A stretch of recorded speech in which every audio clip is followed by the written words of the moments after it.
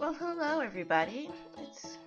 It's me again, that awkward girl that talks in the microphone, and my two birds.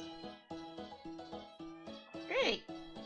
Well, welcome back. This is going to be the second episode of Without Within, and I hope you guys enjoy. So let's get started, shall we? The sky had gone dark by the time I arrived at work. I opened the restaurant door gingerly to avoid making any noise.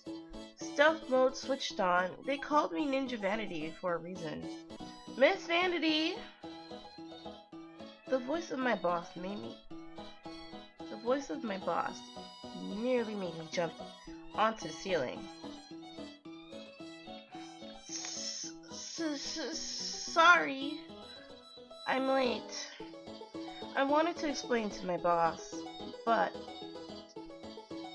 my boss glared at me, and my tongue slurred out in a bunch of syllables. My explanation was in there somewhere. Probably, maybe. I received an earful from my boss, but at least I got to keep my job.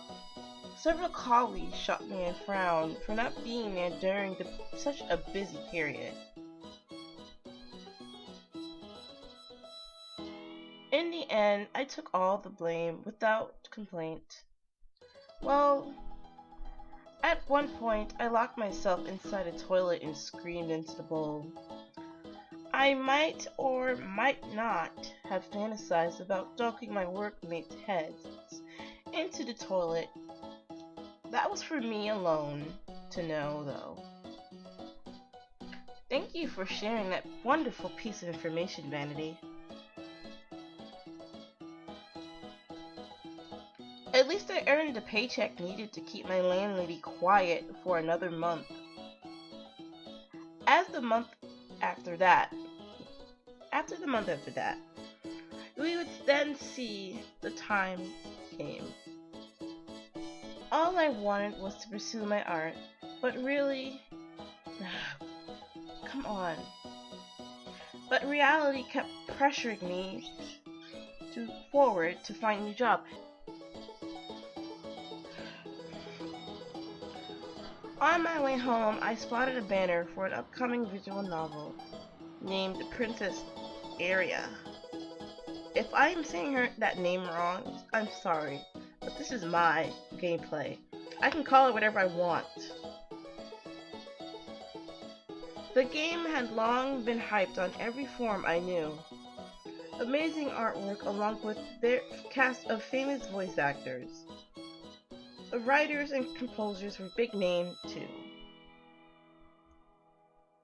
For Princess Aria to have an ad this big, there must be a lot of money put behind the project. The way the banner hung high gave me the sense of extra importance.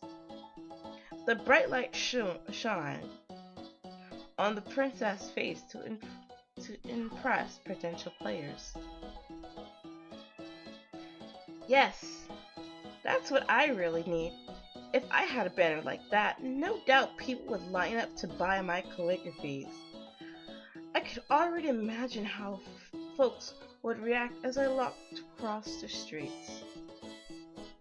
Hey, I think that's Vanity. Wow, no way. You mean that famous calligrapher we see on all those banners? Yes, she must be really good. Maybe we should ask for her autograph. My agent would then step in to speak on my behalf. Please line up in an orderly fashion, everyone. How much for an autograph? Shut up and take my money. My agent would nod in response. Autographs are available for $100, thanks.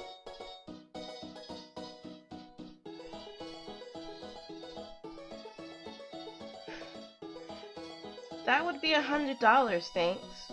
The shop owner said Princess Aria cost twice as what I predicted.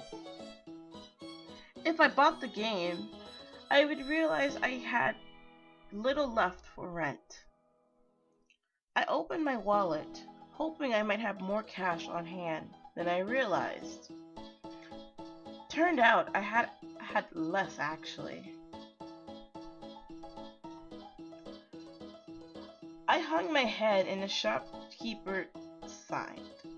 He arched his eyebrows, pressured me to buy a game.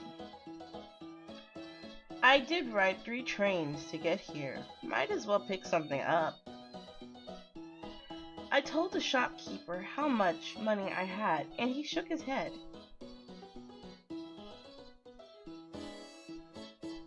The shop owner pulled out a different game from under his table. He brushed away the dust on it so I could see the cover. The title read, Sunflower War. Some visual novel about the battlefield. Copyright 1997, the bottom read. No wonder this is so cheap. Art made by Derp. Whatever. Whoever the heck that was. The front cover would perfectly fit in a kindergarten's classroom. I flipped the case to see what was highlighted on the back. This game was supported up to blah. Resolution. Truly the pinnacle of technology.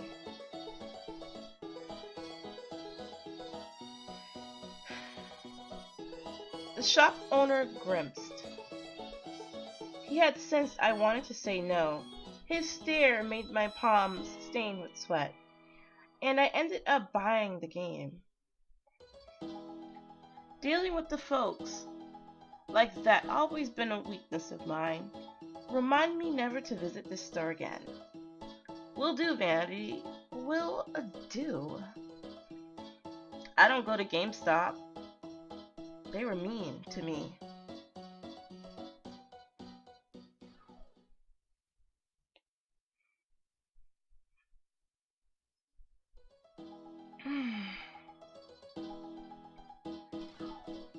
With heavy strides, I returned to my apartment. 0 calligraphy sales, late for work, and the rent. Topped off with throwing cash on some game I had no interest in. What I really wanted to play was Princess Aria. Forcing myself to play anything else would just upset me even further. You know, you just got the game, you might as well play it.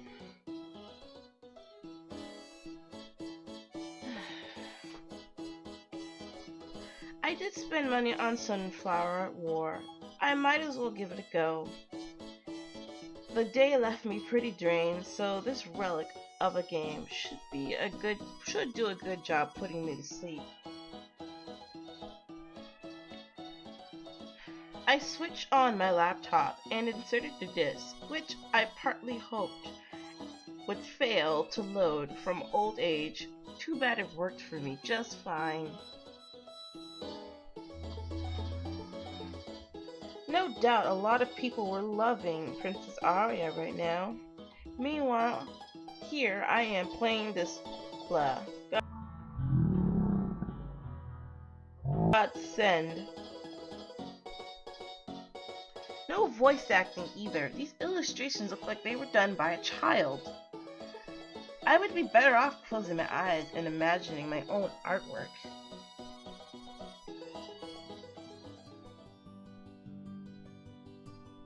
The grass reached up to our knees.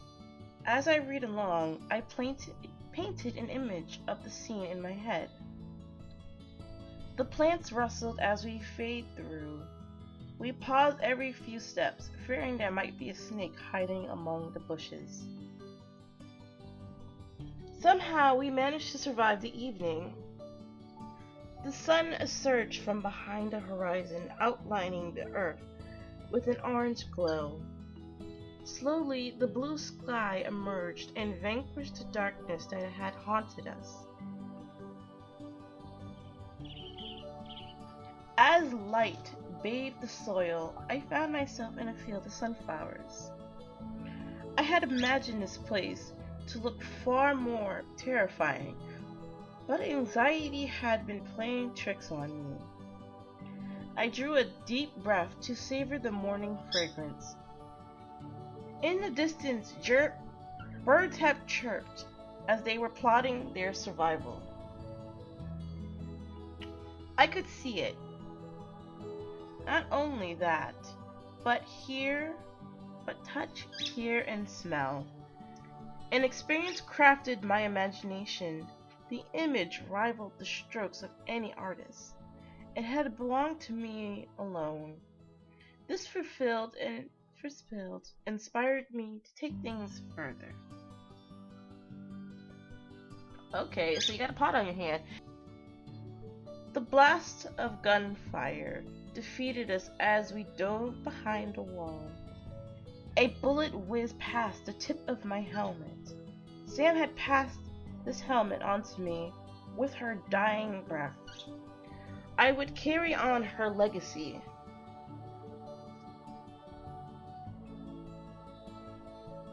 The desert heat pinched sweat from every pore. I desperately wanted to empty this water bottle down my throat, but with no help in sight, I conserved every drop. Joe's eyes closed, this time never to reopen. Despite our promise to survive together, only I managed to live. How I wish I could take her place. I finished reading Sunflower War right as the clock struck 3 a.m. How so many people had missed this classic left me dumbfounded. Actually, that would be a lie, as I too had every intention of tossing this game aside. I kept demanding excitement without offering an ounce of passion in return. If I had played my part, I might have been able to discover so much more. As Sunflower War credits rolled, I realized how small the development group was. The team probably knew they stood no chance against the bigger studios, yet they did their best with the dated technology to deliver a version they believed in. The happiness they felt when working on the project poured out every line into this game. I could glance right into their hearts. Heart. The thing I've long neglected. Aww, little Vanity. Mommy, Daddy. Vanity, what is it, darling? Look, it's my calligraphy. Honey, it's a calligraphy. But that's great. I think you have a lot of talent.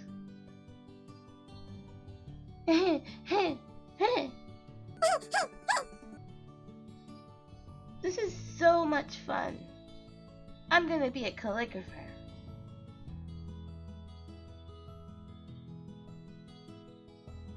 I had forgotten the last time I found joy in my calligraphy. Every stroke of these felt like a grocery store. All I obsessed over is how much, or rather how little people paid attention to my efforts. My work no longer posed a heart, and I failed to notice it. Time to do something about that. I could hardly wait to start. After all, I chose this path because I loved it.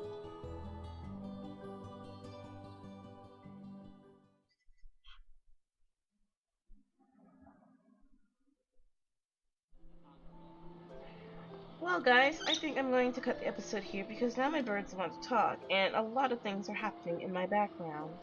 But I hope you guys enjoyed the episode, and remember to leave a like, comment, and subscribe to see more videos from me. I will be uploading videos on Tuesday and Saturdays. But anyways, bye everyone. Bye.